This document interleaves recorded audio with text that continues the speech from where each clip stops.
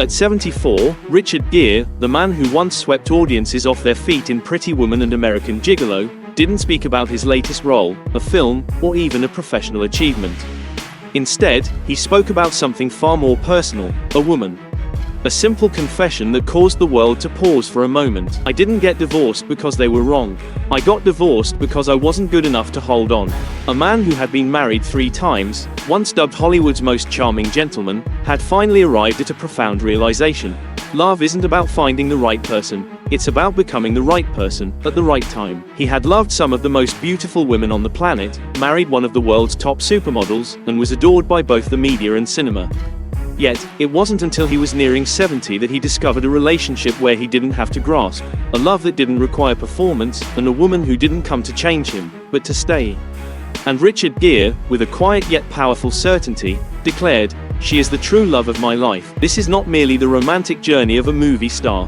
It's the journey of a man, from fame to solitude, from insecurity to serenity, from control to understanding. A journey to learn how to love, not through instinct, but through growth. Before he became a romantic icon, Richard Gere was just a lanky young man from Pennsylvania, playing the trumpet, composing music for school plays, and studying philosophy at the University of Massachusetts. But then he left it all behind to pursue theater, where he could become someone else, live a different life. And maybe, from the very start, Richard Gere became accustomed to playing the charming man, not just on screen, but in real life too. With a disarmingly attractive appearance and a mysterious, quiet demeanor, he was never short of women. However, just like his cinematic characters who never seemed to fit into neat boxes, Richard's early relationships were brief. They were intense enough to be intoxicating, but never long enough to truly last. From Carol Mallory, the fiery model who once described him as a jewel shooting across the sky, to Dawn Steele, an editor at Penthouse who would go on to become the first female head of a major US film studio. From Penelope Milford, his Days of Heaven co-star who stayed with him through the 70s, to the brief but impactful romance with Sylvia Martins, the woman who took him to Nepal, introduced him to Tibetan lamas, and opened the doors to meditation and Buddhism. These were beautiful, intelligent, daring women. But for Richard Gere at the time, love was more of a fleeting chapter in his self-discovery. He was climbing the Hollywood ranks, from looking for Mr. Goodbar to Days of Heaven and American Gigolo, while simultaneously navigating a personal space where no one had ever taught him how to make a woman stay. The whispers at parties, the flashing paparazzi bulbs, the lonely nights in hotel rooms after shoots, they all blended together, creating the image of a man who appeared to shine on the outside, but felt empty within. Perhaps this was why he never truly intended to settle down. The women came and went, and he kept moving forward, because even he didn't know what he needed yet. Not deep enough to keep, not safe enough to trust. All he knew was that he was living fast, and nowhere near ready to slow down. In 1988, at a barbecue party hosted by photographer Herb Ritz in Beverly Hills, Richard Gere, then 39, met Cindy Crawford, a 22-year-old woman fresh off the covers of the world's top fashion magazines. Came from 2 very different worlds. He was the actor once crowned sexiest man alive, while she was a rising star in the fashion industry, which was on the verge of exploding. And then, unexpectedly, they fell in love, fast and deeply. Not long after, they moved in together in New York, and the world watched, dazzled. A couple too beautiful, too famous, to be real. Richard Gere, the cool, elegant gentleman. Cindy Crawford, the ultimate American beauty. They were everywhere, on red carpets, in ads, on magazine covers, quickly becoming the iconic couple of the 1990s. Behind the spotlight, things weren't as perfect as they seemed. They were moving at very different paces. Cindy, still figuring herself out, was a young woman who had grown up too quickly in a dazzling world. She struggled to find the line between her true self and the image the world expected of her. She ran from photoshoot to promotion, constantly trying to maintain her figure and please those who wanted to turn her into a living brand. Meanwhile, Richard, after 2 decades as Hollywood's dream man, was beginning to tire of the crowd. He sought peace. He spent time meditating, engaging in humanitarian work, and retreating into quiet spaces away from the constant glare of cameras. In 1991, they married in a quiet, spontaneous ceremony in Las Vegas, silver foil rings, no guests, no media, just 2 people trying to hold on to something beautiful that was already beginning to slip away. But marriage didn't solve the distance between them. When Richard meditated, Cindy boarded planes. When he sat still in silence, she kept moving, trying to become the woman he needed her to be. "I tried to become the woman he needed," she later said, "and then I lost myself. There was no scandal, no betrayal, just a growing silence, two people living like roommates, their schedules no longer aligned, their emotions no longer meeting." In 1995, they quietly divorced. No lawsuits, no bad words. The media was left with one lingering question: why did the perfect couple break up? Nearly 3 decades later, Richard finally gave a brief answer. "I loved a woman who didn't yet know who she was, and I thought love could help her find stability, but that was an unfair expectation. No one was wrong. They just didn't meet at the right time in their lives." One was still soaring, the other had already landed. After his divorce from Cindy Crawford, Richard stepped away from the world of loud romances. He no longer appeared on magazine covers with young supermodels. Instead, he retreated quietly, meditating, traveling across Asia, studying Tibetan Buddhism, and taking on deeper, slower film roles. Then, as a gentle transition after the emotional turbulence, he met Carey Lowell, an actress once known as a Bond girl in License to Kill. Carey was a beautiful, seasoned, and calm woman. No glitz, no frenzy, just peace. Richard, looking for solace, mistook this peace for a final destination. Began dating in 1995, lived quietly together, and in 2000, their son Homer James Jigme Gere was born. It was the first time Richard became a father, at the age of 51. In 2002, they married in a private ceremony. No paparazzi, no red carpet, no media frenzy. Just a small family choosing to live quietly in Pound Ridge, New York, far from the spotlight. Carey spent most of her time being a mother, while Richard grew vegetables, read books, made selective films, and continued his humanitarian work. But even in this peaceful setting, sometimes stability is just an illusion, created by parallel patience. Beneath that calm, serene exterior, two people were slowly drifting apart. Richard, profoundly introverted, would spend hours in meditation, immersed in retreats in Tibet or Nepal, diving deep into philosophies of detachment and stillness. Meanwhile, Carey, though no longer often in front of the camera, still needed connection, movement, and social spaces to feel alive. Over time, they were seen less and less together, at ceremonies, at film events. One would show up, the other absent. Their schedules no longer aligned. No one said it aloud, but the silence had begun to speak volumes. In 2013, after 11 years of marriage and 18 years together, Carey Lowell officially filed for divorce. The reason was listed as irreconcilable differences, but those close to them revealed a deeper truth. Carey felt increasingly shut out from her husband's world. She lived in a house that, despite its comforts, lacked the warmth of shared connection.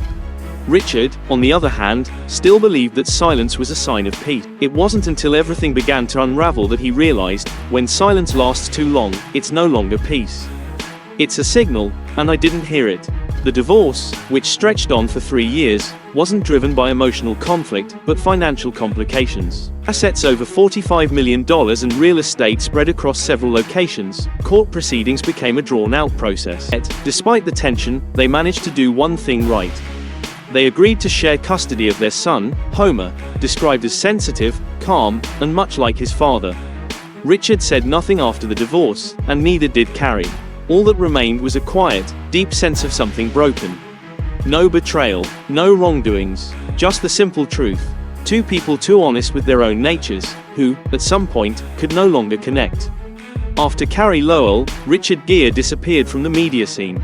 No award shows, no red carpet photos, no interviews. People assumed he had chosen to live out the rest of his life in stillness, as a father, a meditator, a contemplative soul.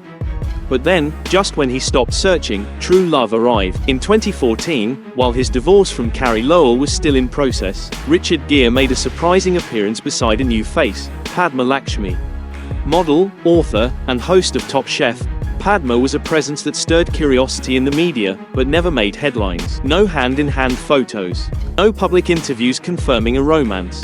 Just quiet moments, scattered rumors that they met at a charity event, talked for hours backstage, and were occasionally spotted having dinner together. At that time, both were carrying their own scars. Richard was in the final stages of ending an 18-year marriage, while Padma had just emerged from the heartbreak of parting ways with billionaire Ted Forsman, the spiritual father of her young daughter. They found in each other more of a weary understanding than a rush of passion. During those brief months, it was said that Richard found in Padma a quiet joy. Long conversations, simple dinners, and no need to play a role. Yet, despite the calm and connection, both knew they were standing at very different points in their lives. Richard craved stillness, meditation, and peace. Padma, vibrant, famous, and drawn to the energy of television and international events, thrived in a world of constant motion. After about 6 months, they parted ways, with no fights, no scandal, a gentle, regret-free ending. Close source simply put it, they decided it would be better to stay friends because their lives were too busy, moving in different directions. If there was anything that lingered from this short relationship, it was the image of Richard Gere, a man who had begun to slow down.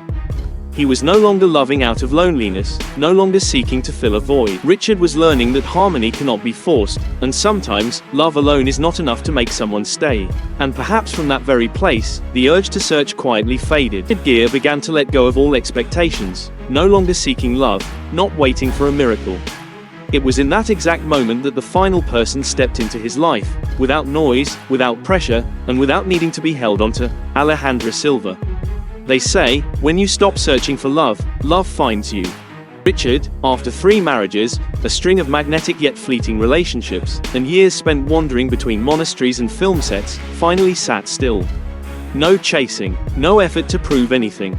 It was in that exact moment, when he stopped looking, that Alejandra Silva entered his life. She wasn't as dazzling as Cindy Crawford, nor as seasoned on stage as Carey Lowell.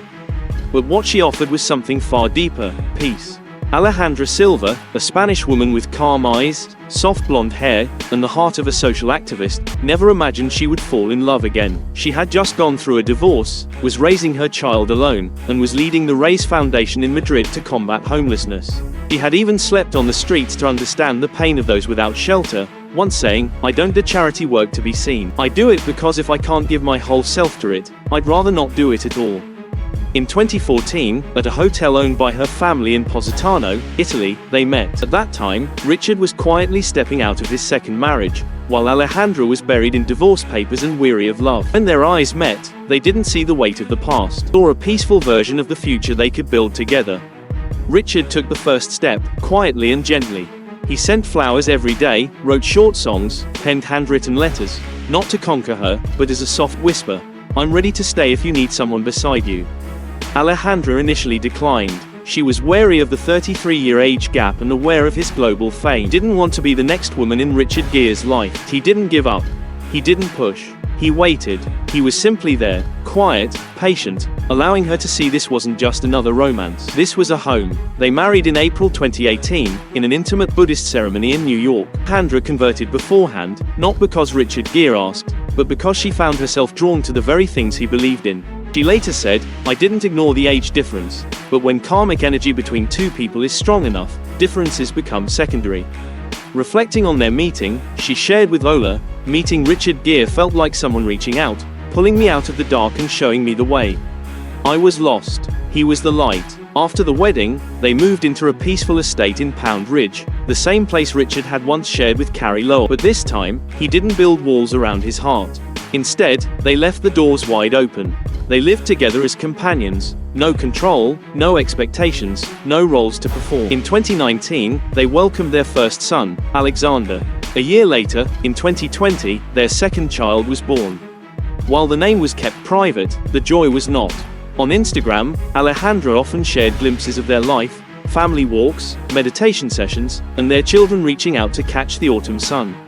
Richard once said of his wife, "She's the funniest, smartest, most sensitive, brave woman who knows what she wants. I don't need her to be anyone else, and I don't need to play the perfect husband." Continued, "We live close, without needing to explain." Alejandra, in turn, calls him, "the kindest man I've ever met." Richard wasn't just a thoughtful partner, writing music for her every morning, still sending flowers even after marriage, but also a peaceful father. He held their children as they fell asleep, always putting family first. People often ask, how do you keep love alive? The answer is simple. Richard Gere doesn't hold on. Alejandra doesn't hold on. They walk side by side, without control, without expectations. They touch each other with understanding, not with demands. They respect their differences, but don't try to force each other to become the same. Richard is deeply introverted, drawn to silence and meditation, while Alejandra is outwardly engaged, fighting for human rights and the homeless. They met, not because they were alike, but because they shared the same rhythm in their hearts. This isn't the passionate love of youth. This is the love of two people who've been broken, but never lost their capacity to love. A man who had divorced 3 times, and a woman who had walked through the wreckage of marriage. Both of them understanding, in the end, that love isn't about holding on to someone. It's about never making them feel like they have to try to stay. In a rare moment when he spoke about his wife, Richard said, "She is the most generous woman I've ever known, with others and with me." A simple sentence, yet enough to explain why. He never had to look any further. Some relationships are built on passion. Some are held together by commitment. And then there are relationships like Richard Gere and Alejandra Silva's, relationships that fall not out of lack, not to fill a void, but because both people were already whole. Neither came with the mindset of searching. Neither hoped the other would fix them, complete them, or become someone they had idealized. He didn't need Richard to be romantic, like in the movies, and Richard didn't need her to resemble any woman he had known before. They met, with nothing left to prove, and no one left to hold on to. No media contracts. No pressure to appear in public. No need to showcase wedding photos. Just short songs Richard wrote each morning, and handwritten letters Alejandra kept as precious tokens of their connection. Peaceful dinners, where the laughter of their children drowned out the noise of everyday life. People often say, if you want to keep someone, never let them feel like they have to try so hard to stay. Richard Gere took many years to truly understand that. While Alejandra, after years of tendon tearing pain from a divorce, also realized that love isn't what makes you lose yourself. The right kind of love is the one where you get to be your truest self. They don't try to control each other. There's no need to track schedules, no need to justify feeling. They just show up. They are present. They live together with complete understanding, like two people who have walked through all the pain and finally found a place quiet enough for something beautiful to bloom. Richard Gere was once the face that lit up every screen. Now, at 74, he's a man living in a house with no reporters waiting at the gate. He no longer walks red carpets or answers the same recycled interview questions. People don't know what film he's working on. Because maybe he isn't. Or if he is, it's likely a quiet, independent project, one that doesn't need the box office or the Oscars. Instead of camera lenses, Richard now spends his time with Alejandra and their 2 young sons at a farmhouse in Pound Ridge, where the grass grows past the knees and the morning fog cloaks the hills. A day in his life looks like this: making tea or coffee for his wife, no assistants involved; walking the dog along the stone path behind the house, with no paparazzi in sight; gardening, reading Buddhist texts, playing piano for the kids in the evening; sometimes, driving them to school in an old SUV, no bodyguards. There are no more scenes to shoot. Each day is real. He still maintains close ties with humanitarian organizations, especially those focused on Tibet, human rights, and homelessness. But now, he does it all in silence. No speeches, no live streams, no awards. Alejandra, his wife, continues to run the Raise Foundation in Spain. They don't do charity to be applauded. They do it because it's simply the right thing. And with their family, every moment is kept private. A photo of a walk through the autumn woods. A Christmas snapshot, captioned simply, "From our home to yours, wishing you peace." Richard once said, "I don't need to be in Hollywood to know I still exist." Perhaps that's why he never formally announced his retirement. He just chose to step back, quietly, completely. No more acting, no more roles, just living in the gentlest way. Richard Gere was once known for playing charming, magnetic men. But now, he plays only one role. And it may be the most important of his life. Being a father, being a husband, and being a peaceful man. Which love story from Richard Gere's life stays with you the most? Is it the dazzling marriage with Cindy Crawford? The long silence with Carey Lowell? Or the quiet but radiant life with Alejandra Silva? Share your thoughts in the comments below. And if you've ever believed that love always arrives late, leave a comment, "Yes, I think so," to let us know that you too believe in Richard Gere's love story. Don't forget to like, subscribe, and turn on the notification bell so you won't miss the next stories about the life journeys of your favorite stars.